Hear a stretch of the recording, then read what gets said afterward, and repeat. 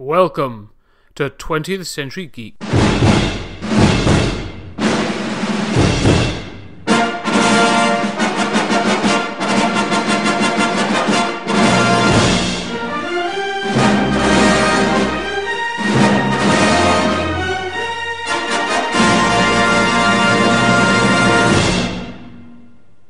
Ladies and gentlemen, welcome back to 20th Century Geek.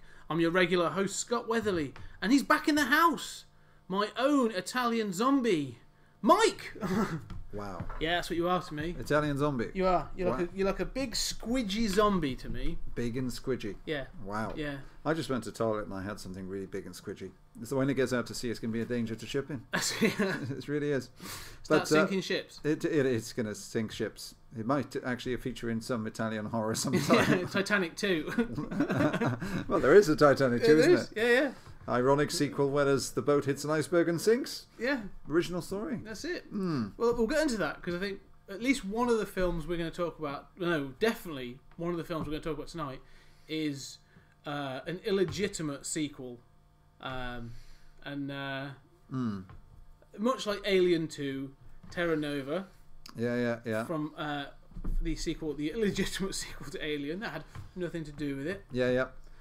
But we're talking about Italian horror director Lucio Fulci today, because we're going to dip our toe in. We're really dipping our toe into Italian horror, because the more I looked into we've been scarred by Italian horror before, haven't we? Yeah, I was a little scared going into this, I have to admit. And there is a bit of that. Yeah. If I'm honest. Yeah. But these are much better. I thought both of these were much better than Alien 2. Yeah, okay. In many ways. In other ways, they were awful. But we'll get into that. There was no midgets. No, that's true. True. Posing to be girls, actually. Yeah. Small, hairy girls. Weird things go on. But so, in this, we're literally dipping our toe. We're going to cover off Lucio Fulci today, and then we're going to talk about Mario Bava on another show. But that's like, we're only doing 2 films each of those, and those are prolific directors of like all kinds of things, from like horror, slasher, the giallo films they've done, and we're not even going to talk about people like Dario Argento and Suspiria. Not yet, because there are so many, like Demons, which is an amazing film. Suspiria, was it Church? Yeah, Tenebrae is another one I want to talk about. Deep Red. Deep Red, that's a great film. So there are so many films I'd love to talk about, and we're not going to talk any of those today. First off, we're going to start with... I dated an American Indian woman. Her name was... Oh, this is going to be her name was Deep Red. It's true. Serious? Yeah, seriously. Fair enough, I'll accept that. It's a true story, that. When I was in America. I'm going to take it as a true story. Yeah. It seems slightly racially, even for the No, she was called Deep Red. That was her name. Wow. She was an American Indian woman, and her actual name was called Deep Red. And my line to her, as a chat-up line, was, "There's a film called Deep Red. Have you seen it?" Oh, shit. Yeah. No, never heard that before. She just made sign language and smoke signals to me. That's all she did. So, okay. Hey, me no sleep. No, I'll edit that out. I don't want some. Hey, how are you? Hey, how are you? All right, come on. So the first thing we're going to talk about is Lucio Fulci's 1981 film, "The House by the Cemetery." So the sort of. So this is after. This is after Halloween. Oh yeah. Well, more importantly, and I'll put it this way: after Evil Dead. This is after Evil Dead. Right? Yeah. This is after Halloween. More importantly, I'd say this is after The Shining. Yeah. This is a film. The plot for this film is quite simple. That a professor or a doctor appears to have committed suicide in a library in a small town somewhere, and in having done that, another doctor or professor or whatever he is, he's coming to the town to, I wouldn't say he's not there to investigate the death, he's there to continue the research, to find out what he was researching, and they're going to live in the same house. That's pretty much the plot, and then it goes from there. I didn't realise there was a plot. Do you know how I know that's the plot? How's that? I read it on the back of the On the back of the DVD. On the back of the Blu-ray, that's what it says. Yeah. This is actually the IMDb summary. A New England home is terrorised by a series of murders. Unbeknownst to the guests that a gruesome secret is hiding in the basement. No, but that's not true, because they're actually, they know, because the guy, that's the husband, actually knows the person who was murdered. Yeah. And sort of like says, well, why did you do it? Right. Because it was a kind of a Chris Benoit situation going on, isn't it? That's what they were insinuating. If anything, at the end of this film, right, I mean, granted, only spoilers for this, but the plot, there's no twist because it makes no sense. No. But only the child survives at the end of this film, right? But if I was the mum or the wife in this situation, I'd be like, what have you fucking done? Like, you knew this was this. It's inevitable. It's that sort of, it's the poltergeist thing, isn't it? But can I say that the film opens the best way an Italian film can open? Boobs. Yeah, and really lovely boobs as well. So, yeah. Hello. Some very nice European. How are you? Some very nice European boobs. Yes. And that was like 30 years ago, so they're going to be down to her knees by now. That's what it is. Tie them in nuts. Yeah. But the first 5 minutes of this film are so good. They're their own little horror film in themselves. And you hit the nail on the head there. The first 5 minutes of the film is so good.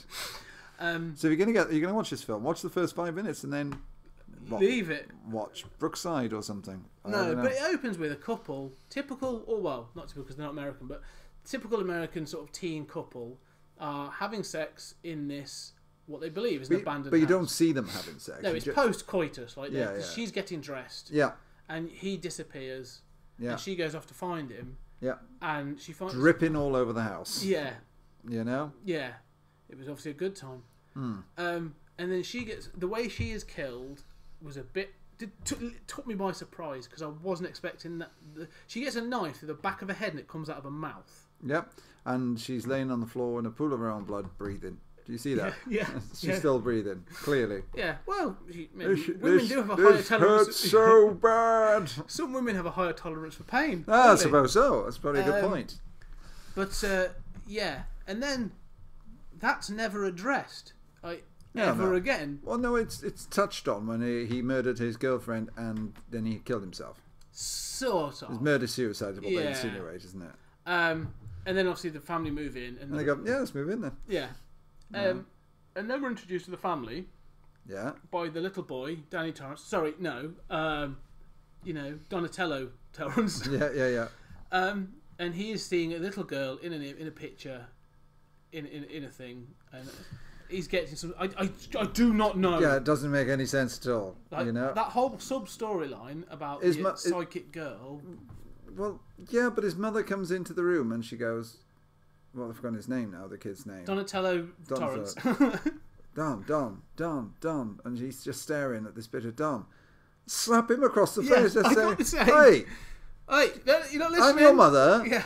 Listen to what I have to say, you bastard. And if you don't listen to me properly again, naughty step. Yeah, exactly. There was no naughty step in this film. No. I mean, he got out the car later on. Fucking hell. He gets out to the car. This film is replete with examples of bad parenting. Yeah, it's a bad parenting film.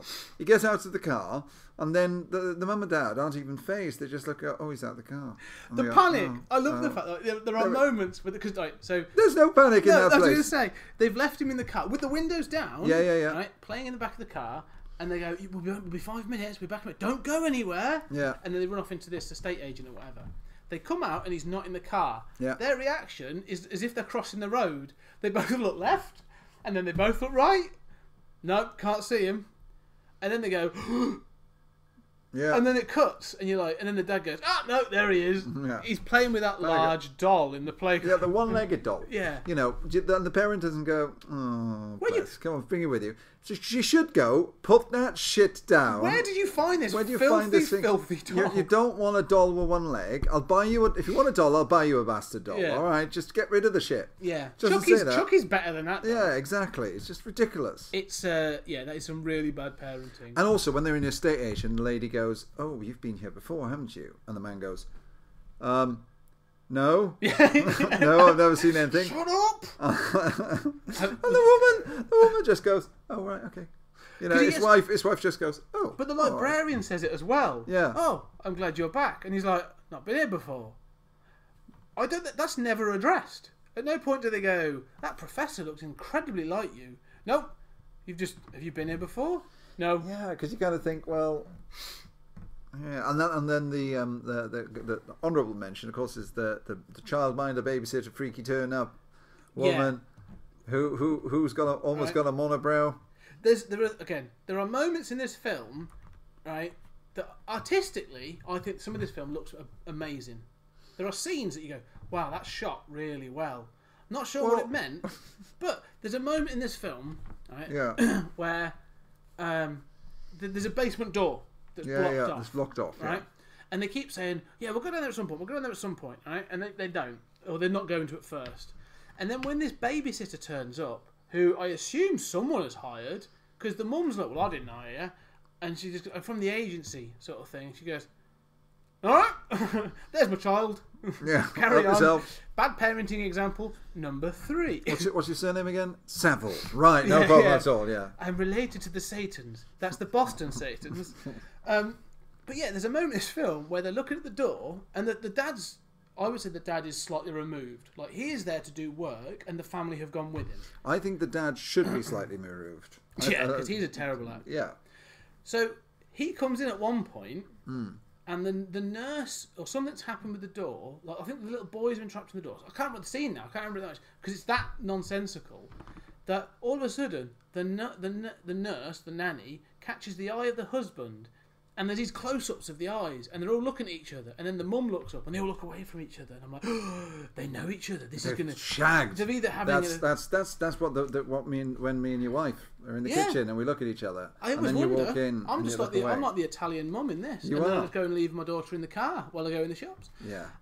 About that. Yeah. But then it's that moment, like you say, they look at each other, then look away, and I'm like, I was thinking, oh, they know each other, they're having an affair, or they're part of some secret society. No, nothing at all. Not addressed, not mentioned again. No. And also as well, that scene when they're in there, when he's going, what's that noise? What's that noise? What's that noise? What's that noise? Come down, and then there's the babysitter pulling the planks off the wall, off the door, and he just goes, all right then, and goes back to bed. Keep it down a bit, will you? Keep it down a bit. You know, I'm just tidying up. This is my house. Yeah. You know, I'd be like, it's my house. What the fuck are you doing going into my basement, bitch? Yeah, I left those there for a reason. Yeah. Don't you have no right to go into my basement? I haven't even got in my basement yet. I bought the fucking house. So let's be honest. The story is vague. Is vague at best. The acting is weak. Yeah. Right. We'll get onto the gore and some of the horror bits in a moment. But there's something I want to raise in this film, right? Okay. That really bothered me. That was almost, if I hadn't been watching this film for this, it would have verged on me turning this off. Okay. The little boy in this film, he's not the worst actor. She's not the worst child actor, right? Fine. Is it a girl, is it? It's a boy. Oh, okay. A little boy. Yeah, no, it's a boy in the film. It's played by a little boy. Bob. His name's Bob. Bob Doyle. Oh, he looks like a Bob. Or Giovanni. Yeah. His name's Bob, right? He looks like a Bob. Oh, Bob. Now, the fact of the matter is, right, his real name is Giovanni Fiesa, or Freza, right? Oh, no, Giovanni. Don't know. But the fact of the matter is, right, he was talking with an Italian accent, or he was saying Italian lines. Because that's how these things work. Yeah. You'll notice sometimes the dubbing matches because they're actually they're redubbing English said lines. Other times they're not. They're speaking Italian or German or Spanish or whatever, right? So the little kid in this is speaking Italian, and then they've redubbed it. Is that that's a real language? Italian? Yeah. Yeah. I thought it was just a pizza. No. There's a whole country and everything. No way. Yeah. Is it near that? Shaped like a boot. Is it near Scotland? Slightly slightly east of Scotland, just slightly. Okay. Cool. But yeah, it's clear they seem to have hired a 40-year-old woman to do the voice of the little boy. Yeah. It's incredibly off-putting. Yep. Mummy! What? Did you do the voice? I did do the voice. Yeah. But when he screams and stuff, it's like... And it's like this little boy scream. It's like clearly like an older person.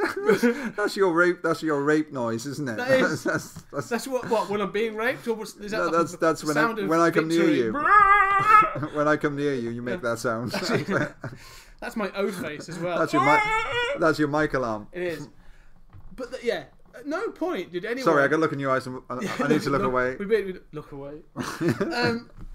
At no point in the editing process, or even in post-production, everyone's going, we should really choose somebody else to do these dubbings. Yeah, that'll do. It'll do. It's fine. It's 1981. No one will notice. Yeah.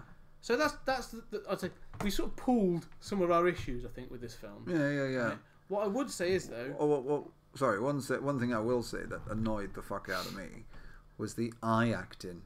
That's what I was going to say. That staring at each other. No, it was so much of it though. Yeah. There was so much eye acting. Close up the eyes. Close up the eyes. Close up the eyes. It's like fuck off. Fuck off. This, it's good though. I mean, in one sense, in the 80s, there was a way to build tension. I mean, look at the Hammer House horror films they used to all the time. You know? So I can understand the reason it was of a time. But it's not new. No. Because I mean, and again, it's a very European thing, isn't it?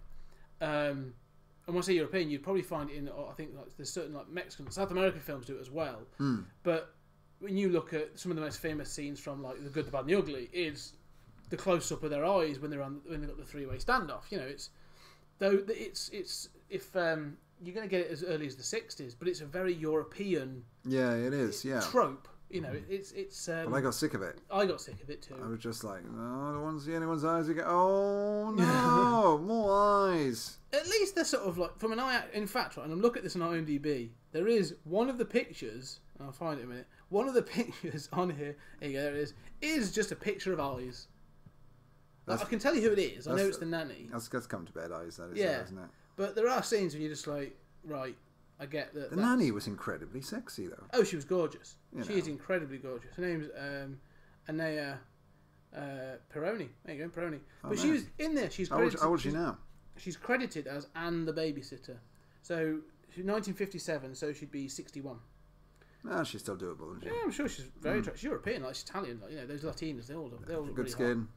Hot. So let's get on to good skins from all that semen. Yeah. Yeah. They use it as a face. They live in port towns. Oh. Right. So anyway, let's move on. So the big thing, the reason you watch these kinds of films, as we said, is the first 5 minutes is incredibly gory. Yeah. Right. It's bright red blood, but some of the gore in this I actually really enjoyed. Really enjoyed. There's some nonsensical gore, like the bat. And the stab in the neck. That was an interesting one, wasn't it? Yeah. That just didn't really... But that was really kind of... It looked realistic. Great. It's like, is this a snuff? Yeah. Did they really do it? Because it looked pretty good. There's moments in this where you do go, I wonder how they did that. That looks... Yeah. For 1981, that they look good. I like the bat attack is fun. Completely it's nonsense insane, bat attack. But it's brilliant for two reasons. Again, the acting... Yeah. And then when he kills the bat, he's stabbing it in the same place, but then it starts to bleed from random places. Yeah. And it's like, I think you're supposed to have stabbed it there in shot. No, you've just done it once or twice in the back, but all the sides and everything. But the blood and his hand and everything, I was like, I'm on board with this. It's ridiculous gore, but I think it tries to be a bit of Evil Dead, a bit of Shining. Yeah. It tries to be lots of successful films. That's the thing. Nothing in this film is original. No, I agree. It is literally, like you say, it is bolted together from. I like this from this film. I like that from that film. Exactly. Yeah, I totally agree. This could easily be. If this was part of a franchise, this would be the third or fourth entry in a franchise. Where they're really we're just going to go for gore in this one. Yeah. Because even the ending. Because it turns out, and we'll do the reveal. I'm not sure it makes sense, but I'll do the reveal. So this professor killed himself in the library, hung himself in the library for whatever he found out. And I'm never entirely sure if I can remember what he was investigating. I don't think they ever really discussed it. You see him looking at the books. But then you find out that one of the things he did find out was that a previous owner of the house has found a way of extending his life by eating and using the body parts of other people. That's it, isn't it? That's all it is. Yeah. And it turns out he's living in the basement. And then when so I'm like, he's going to be like a Frankenstein kind of deal. It's going to be He's got a sewn on arm, and he's got like a bit of face or something. Like he must be like the cover of the Arrow Blu-ray, which is quite deceptive. Yeah, in fact, yes, pretty much. I would say that. But what you get is a zombie, which is very much a zombie, in that it's a bit lumbering which doesn't really hold true to anything. So how is this sort of lumbering monster actually performing any form of surgery or anything in order to extend its life? Yeah, it completely negates everything. Everything you've just written in the entire film has just gone out the window because we don't believe this jack shit. Yeah, this guy can't even get down the stairs. Yeah, he's like a Dalek, isn't he? He's trapped in that basement from upstairs. But like you say, I think, I'll get you pesky kids if it wasn't for my gammy leg. And it looks quite good in this because they run in, and this is the other thing as well, right? So he's obviously been down there for a long time, and they run in at the end. The kid runs down there, and he runs into like a room, and all the bodies from previous victims are hanging on the wall or from hooks, perfectly preserved. They look incredibly fresh. Yeah, they do. How long have they been there? Like a day and a half. Yep. And how hadn't they noticed before? No one's gone. Stinks here, doesn't it? Are we near a slaughterhouse? Something's off. Yeah. No, nothing. It's not a good smell, that. Yeah, and then the reveal is that this psychic child and this old woman that you've sort of gone flashbacks and keeps telling the boy, "Don't go in the house. Don't go in the house. Don't go in the house, little boy." And he's like, "I won't. Dinner time. I'm off to the house." Yeah, you fucking idiot. It turns out that they know about this thing in the basement and are related to it? Something like that, yeah. But also, one point I want to make before we go any further.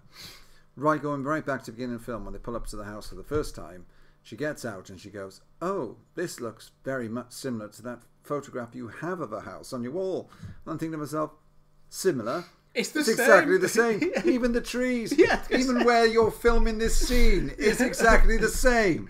There is no similar.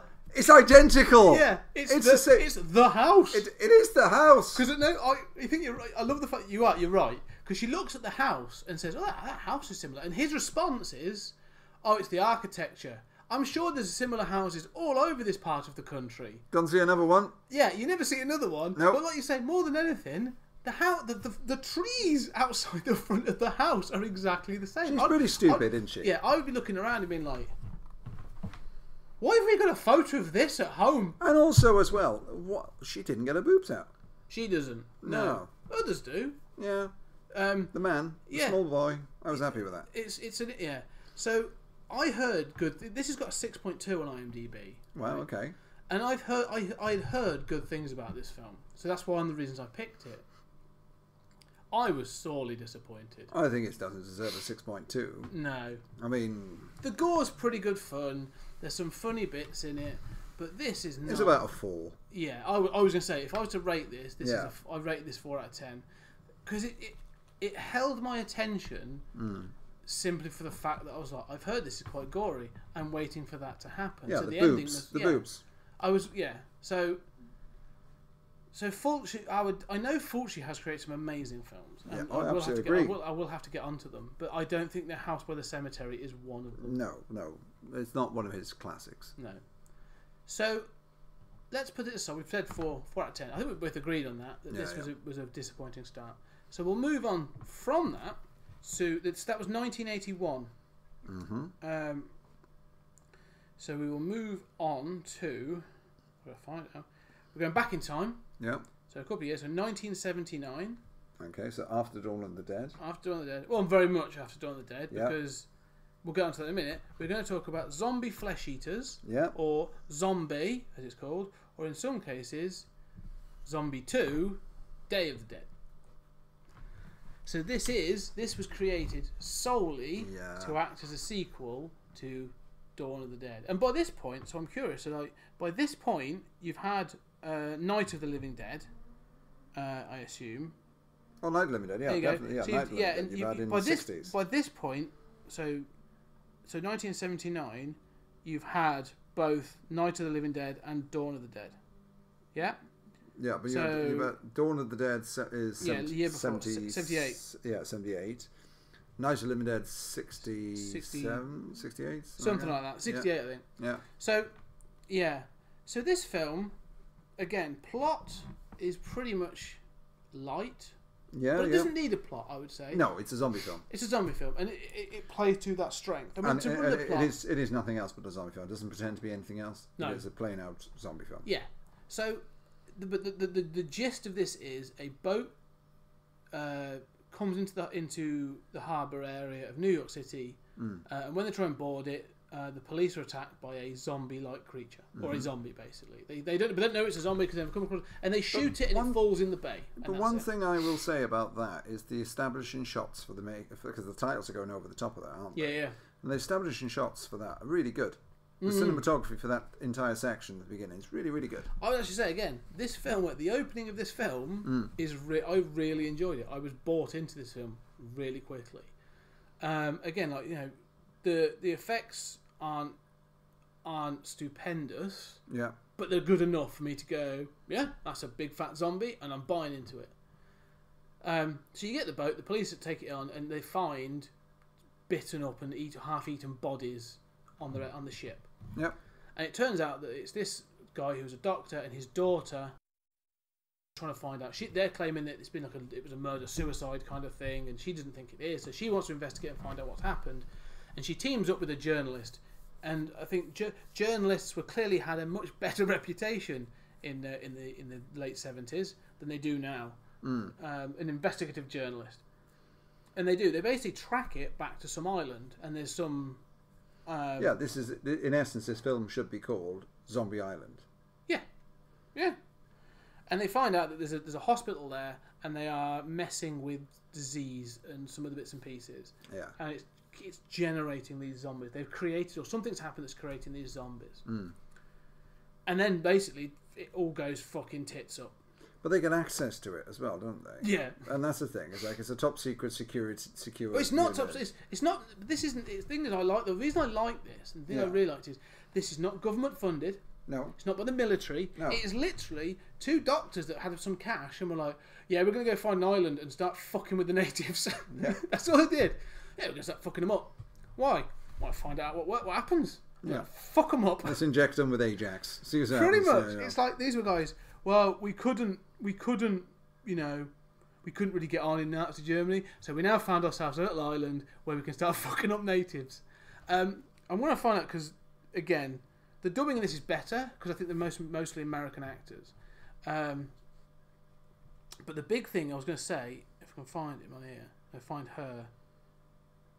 I can't find it now. Is Tessa Farrow. Now I haven't looked, so I was curious. Is she related to Mia Farrow? I was curious. Is this like we can't get Mia Farrow, but we can get a younger sister? Yeah, Tessa Farrow. It felt like a name. They were like, stick a name up. But anyway, they get to the island and they've caught some friends along the way. And like you say, this isn't a military scenario. This isn't a government thing. It's not. So they can just wander around the island. But the thing I like most about this is they've clearly gone with the best of intentions at one point because he's brought his wife along. Yeah. And she's like, I want off this fucking island now. Yeah. And he's like, she's kind of like, try it, bitch. Try it. Yeah.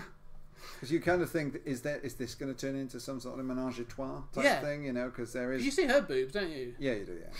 But you also as well, you've got like big sexual chemistry between the reporter and the lead actress. Yeah, and I quite like them as a pairing. Actually, they work quite well. And you think you're gonna fuck, and your lady's gonna get eaten by a zombie. Yeah, that's what's gonna happen. Oh, when they meet the two people on a boat in an island, they go, "Will you take us to the boat?" And they're like, "Yeah, we're on holiday. It's on our way." I'm like, "Dead meat." Yeah, dead. You're dead. Yeah. You're the red shirts. Yes, that's you're right. the red shirts and stuff. You're not making it out of this film. No chance. And so so it starts off. I like the fact this film starts off light. Yeah. Like it's not just wave of zombie. Like they come across one, and they deal with it. Then they come across a couple, and it grows. It just keeps growing. Like it's not as manic as I thought it was gonna be. But this also has the most. I don't know what you think about this. We'll get to it in a minute. But this has got one of the most I can't watch that moments of any film I've ever seen. This is the splinter of wood. Oh Jesus! Even thinking about it, it was banned for that very reason. Is that what it was banned for? I was going to ask. For that reason. That's what I was going to ask about. So it escalates, and there's a moment when because is she naked when that's happening? Because it's had to pull her like clothes up. But she gets to the house that she's staying in, gets attacked, and she gets dragged. She tries to barricade a window and stuff, and she gets dragged through it, and they splinter wood, and the way it's done looks just brilliant. It looks amazing. But I thought because it's pulling towards an eye, and I'm like, that's a real eye.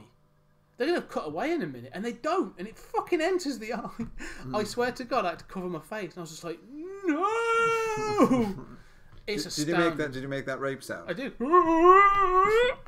So, my wife's like, you alright, you alright? Who's raping you? Who's raping you? She goes. The neighbour's at it again. Where's Mike? Where's Mike? It is really impressive. Yeah. For 1979, just that one moment is incredible. He spent a lot of time sort of like looking and having influences from other things. I mean, he was a huge fan of Evil Dead, and he was a huge fan of Dawn of the Dead. Well, this is pre Evil Dead. Yes, I know. Oh, you can see that Dawn of the Dead. But you can see the influences he draws from, you know, and that's kind of like that. He was very much a visual gore kind of person. There's no shying away. Some of these things are in daylight. Oh yeah. There's no. This is in your face. A lot of his stuff in lots of his films is in plain light. And that's why I think it's amazing. Like it's not, and that's because again I thought when you see moments of this, and there are moments in the hospital, and they're quite well, they're like strategically lit, let's say, and you're a bit like, oh, it's going to be that they're hiding they're going to hide poor special effects in the dark and that sort of thing. But then when it all goes tits up and they all start coming out the grave and stuff, and there's that one that like sits up. And it's clearly some. Yeah, it's got the worms. The maggots in its eye. Yeah. And he sits up into shot, like right up to camera. And it takes a good 20, 30 seconds. And you're like, I'm having to sit and watch this thing rise out of the earth. It's really effective. Yeah, and that was the cover for the DVD for a long time, that was. Yeah, that's the zombie, isn't it? With the things that are, yeah. In fact, I've got it here. Like I say, it's that one, isn't it? Yeah. Now I saw this using Shudder. Amazon. You on Shudder? I've started using Shudder. It's good. Some interesting stuff in there. But so it's much like you watched it on the Arrow Blu-ray. Yeah. I would say that this is one of those films that doesn't benefit from high definition. In some cases, some of the shooting does. I think some of the scenes are really well shot. Yeah. When things go on fire later on, it looks fucking awesome. Like I was literally panning back. I was like, that looks ace. And I was loving that. But there are some makeup shots. Yeah, the makeup does look a little bit. That you're a bit like, oh, grainy video. Clearly was your friend. Yeah.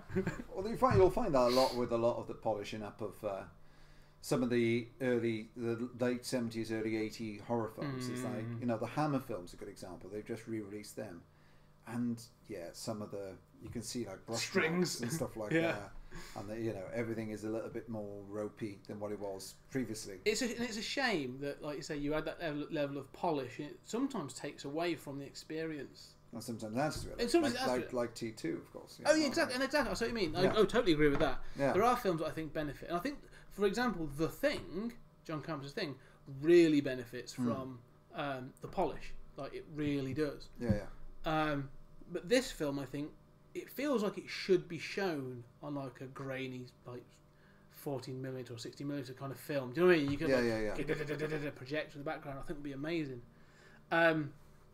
But yeah, the end of this film, when it all goes pear-shaped, I would say it's probably, and I've seen some good zombie films recently. I mean, you know, modern zombie films have got a bit passé in some ways, but you get films like Train to Busan, which is amazing. But this is like a proper, like that. Train to Busan is like a modern zombie film, right? They're fast-moving zombies. I haven't seen that. Really recommend it. Highly recommend it to anyone. It's fantastic. Netflix, is it? It was on Amazon. I think it's on Netflix actually. Yeah. Seek it out. It's really, really good. There's a dubbed version and a subtitle version. It's not Thailand. Korean, I think. Yeah, Korean zombie film. But this is like a proper classic zombie film. This is what I thought, because when I was a kid, this is what I thought a zombie film was. Yeah.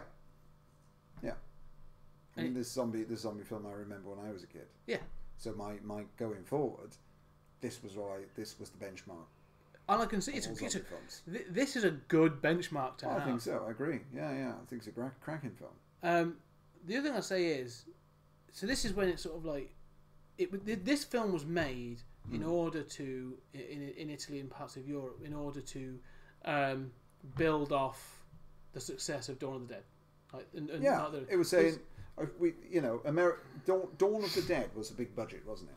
It was a bigger budget, yeah. It was a studio-backed film and all that kind of stuff. And but then this is him saying, okay, this is what we can do in a back garden in Surrey, or whatever they were, Yeah. It's kind of like they've just. It's what you can do. It's a zombie movie on a budget. Yeah, it is. But it works. Oh yeah, and you can see, and again, like with the polish, you can see some of the restrictions they had clearly from budget. Yeah. But it's the fact that like I forgive all of that because it's so fucking balls to the wall that I'm like, yeah, I'll let you have that because it's so good. Like, I don't care. Like, it looks that good that it's it's going to look that. It looks a bit ropey, but you've gone all out. But again, this was going to say, despite being called Zombie 2, the film is not a sequel to anything. Yeah. When Dawn of the Dead was released in Italy, it was released under the name Zombie. So this was then released as Zombie 2 to sort of like build off the back of that. And that's what. But then that name was then kept, and then it had to be changed because it became Zombie Flesh Eaters at a later point. But it's not. They haven't just changed the title to be a build off it. The end sequence is them saying it's happening everywhere. The zombies and the radios cut in and out, don't they? And you can hear like radio news bulletins, that sort of thing, which I really like. It's one of those things I always like in these films, as it's a bigger world. Like, this shit is happening everywhere. We talked about it a little bit with Invasion of the Body Snatchers, but I like the fact that like there's you've watched one story in a world that's gone to shit. Yeah, in a world of thousands of stories. Yeah, exactly. Yeah. But the weird thing is, what dawned on me, when watching the end of this is almost like a prequel to Dawn and Night of the Living Dead. Yeah, I suppose so. That's a kind of interesting way of looking at it. Yeah. Because they go to the actual epicenter of where this shit is going on. Well, that's how I take it. That island, that zombie getting from the island to New York. That's the outbreak. Is the outbreak. So they almost they've answered the question of like, how did this begin? How did it begin? Because Dawn of the Dead doesn't, obviously. No, they just they throw out other things, don't they? Throughout the film, there's little snippets, or when hell is full, the dead shall walk the earth. And then there was no more room in hell. Yeah. Shall walk the earth. And then there's obviously snippets of they talk about there's mentions of chemical spills and other things, but this like gives you an answer. If you take it as canon, it's obviously not canon, but if you take it in continuity, it's providing you that answer. That's interesting. Yeah, I didn't look at it like that, but you're absolutely right. It is the start of a story, but it's way open as well. The ending is so open ended. Oh yeah. Oh, definitely. They can go anywhere with this, and then you got other films that creep up along on the back of this as well, like Zombie Creeping Flesh and I was going to say there's Living Dead at the Manchester Morgue, and because there's Zombie 3. Yeah, and then Zombie 3 was the one with the birds, wasn't it? Bird zombies. That's no, that's Zombie 5. I think it's one from looking at the pictures. I've not seen any of these. Yeah, Zombie 5. There you go. So, wow. But they're not. It's called Killing Birds. But these are films that have been retroactively given those titles. So that film would have been called Zombie 3, which is called Zombie 3. Zombie 4 was it was called something else, and obviously so was Zombie 5. So they created a franchise, but without actually having an original starting point. Yeah. There was no Zombie 1. Zombie 1 is Dawn of the Dead. Yeah. Same as Alien and Alien 2. Yeah. And I quite like the cheekiness of that. Yeah, I think so. I think it's quite good fun. And I think fair play to the Italians for doing it. Like, we don't give a fuck about copyright law. No. Come sue us if you want. And obviously we've talked about that with Alien. So go check that episode out, because way back when, that was quite a while ago. It was a great night, that was. It was. But that's near the beginning. Yeah. And that was one of the early episodes. But like I say, 20th Century Fox actually considered suing the makers of Alien 2, and then watched it and were like, no, not going to bother. Yeah. We have nothing to worry about. We're really not that worried about this. We're fine. So yeah, but what would you give this 1 out of 10? 7. 7. Yeah, I think that's a fair score. I think it's 7. I was leaning more to a 7.5 because I don't think I have your breadth of knowledge of zombie films. But this felt to me, watching this, it felt like I was finally putting in place a missing piece of my history. Do you know what I mean? Like you go, yeah, it's interesting right. to know. Yeah. That in that lineage of zombie films, this fits there. That's the place. Yeah, and it's actually this is a milestone in that. Yeah, because not only is this derivative of Dawn of the Dead and whatever, but this has inspired others. Like clearly, people have taken from. I can watch this and go, oh, people have taken from this. I mean, it was a very desirable video nasty as well. You know, it was one of the biggest, wasn't it? Zombie Flesh Eaters was highly sought after. Yeah. The top 3 or 4 was always Exorcist, obviously, Texas Chainsaw Massacre, Zombie Flesh Eaters, Evil Dead. Yeah, you know, there's your top 4. They were the headline ones, weren't they? The biggies. Oh yeah. And I do feel now like I've actually in part of my movie history, which is good. Well, you think of the Marvel timeline, right? About the Marvel films and where they slot in on the timeline of Marvel. Horror films are much like that. You can take any zombie film and say it slots in around about this time and this time and that time and this time and stuff. So it is, you can actually watch these films in chronological order and actually have some semblance of order of, even though the films aren't linked, semblance of order of storylines going right. I agree. Do you know what? It's funny you say that because that is exactly what I was thinking after this film. Like, I wonder if what disparately made films could you pull together and actually say, yeah, all these exist in this universe. Much as we said, like there are thousands of stories that happen within this zombie apocalypse. Could you say all these are the same zombie apocalypse, and these are the stories that have happened? You could even edit the films together, really, when you think about it. Oh yeah, I'm sure you could. You know, if you've got films happening at the same time, you know, it's like Day of the Dead and Dawn of the Dead. It's an interesting scenario because I think that the time between them two are pretty much the same time. Yeah, because there's what is it, 78 and 85. Yeah. But I do think they seem like they feel that they're supposed to take place within days of each other. Yeah, they're supposed to take place either on the same day or days of each other. Because in Dawn of the Dead, the military are already in anyway. And in Day of the Dead, the military are already in. So it's kind of like, this could have been happening. Well, they're elsewhere. At the mall. Yeah. This is happening down the road. It's a big old world. It's a big old world. Yeah. And I do think, I do like the idea of that like, there was this 70s zombie outbreak that you could just slot these films into. Yeah. before it goes crazy and you get killer birds, which sounds horrendous. I want to see that. I think I'll give it a miss. I'll let you watch it. Yeah. I'll let you watch it and you can report back. I want to see Zombie 4 and Zombie 3 now as well. Yeah, let's do the whole franchise. I will. I'll Google it. But I think what I've learned from this is I waste my money on shit films. There is that. Yeah. When I started and I watched House by the Cemetery first, I was really like, oh, this is going to be a ball ache.